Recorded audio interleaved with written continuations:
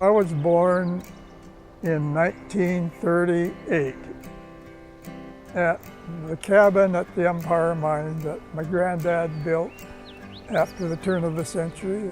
That was about 1904. My mother's father was the first to come here, and he came here to work underground in the mines.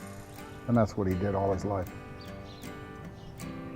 People came from so many parts of the world for the gold rush. They had dreams, We do a really good job in California and in the community telling the story of the gold mining, but we don't tell all the stories. Up to just a couple of years ago, we were considered extinct. It's funny how smells and sounds never go away. Deer Creek's really important to our family because it goes all the way back. Life before the gold rush could be considered basically a paradise.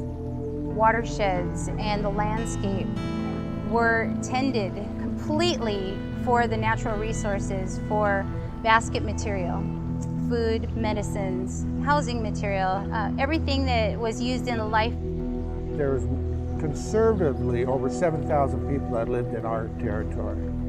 And by 2 years after the gold rush, it was already dropped to 3,400 people. So half the population disappeared within the first 2 years of the gold rush.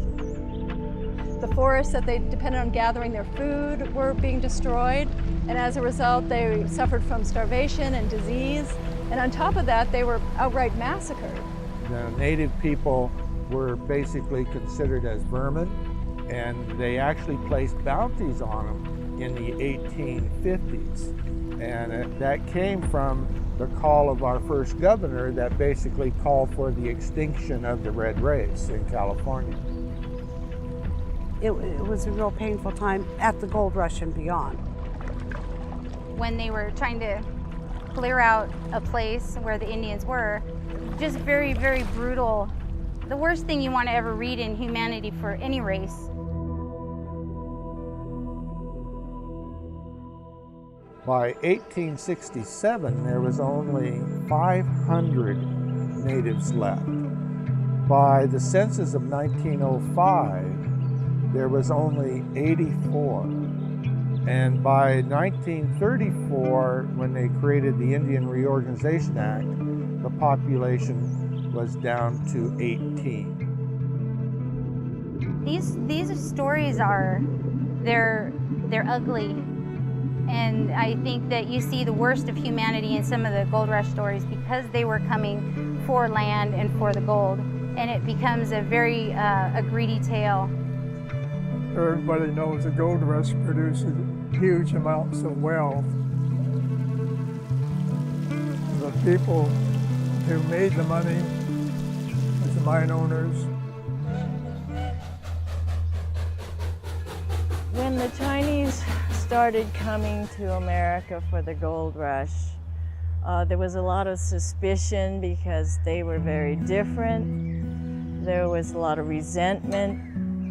The Chinese were actually banned from hard rock mining, but it probably helped the Chinese here in some respect because the Chinese actually supplied services that the miners needed. The gold rush entered the psyche of America as this golden dream, but the parts that aren't told about the gold rush are the impacts, severe impacts on people and the environment. After the Civil War, capital came in from overseas, and they began to go underground, and the mines began to consolidate and become big. Hydraulic mining started, washing away of the hillsides. And with the muddy waters, the salmon didn't return. It washed all of that gravel down into the streams and choked Deer Creek and filled up the stream channels all the way to the San Francisco Bay. For our families, of course, it was completely life-changing, everything upside down.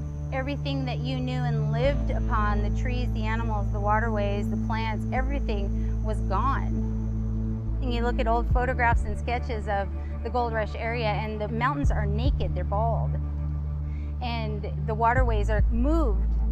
They moved entire rivers to get to the gold in the beds. Probably the biggest effect is the amount of mercury that they use during the hydraulic mining process. You wash the gold and gravel over the mercury, and the mercury picks up the gold like a sponge. In that process, they lost between 10 and 30% of the mercury each time was washed down through the sluice box and into the streams.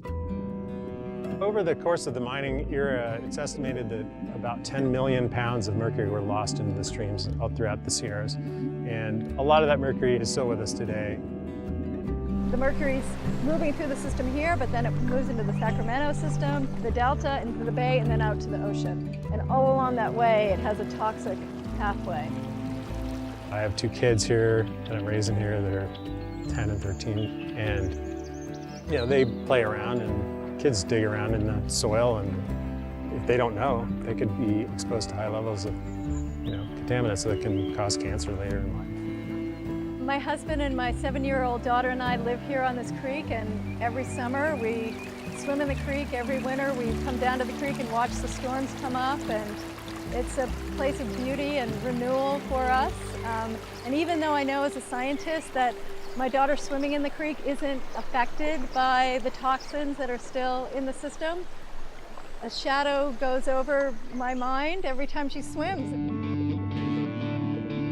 Gold for the Native American, especially the NISENAN here, what I've learned through oral history is that we did not value it in the same way. There are actually stories that warned people that gold could make you sick. It would take you over, and it was like a fever or something that you could not get rid of. And I find that to be quite ironic. There was a warning label in place, but no one read it. As a result of the gold mining era, we had influxes of people from all over the world. These people came here with their vitality. They came here with dreams. They left their families, and they knew they were going to work hard. They knew coming into this was going to be difficult. And sure enough, it was difficult. Hopefully you can look back at the people who survived and gain some kind of lesson, I guess, from that history. I think the most important thing that people need to know about the Nisenan people is that we're still here. I am so grateful that I'm not the one in the river doing the hard work. I'm the one who gets to come and sit on the rock and just meditate and listen to this river and to feel the rocks, to feel the water rush over me. I am so grateful to the Chinese that have come to this area, and my forefathers. I am so grateful.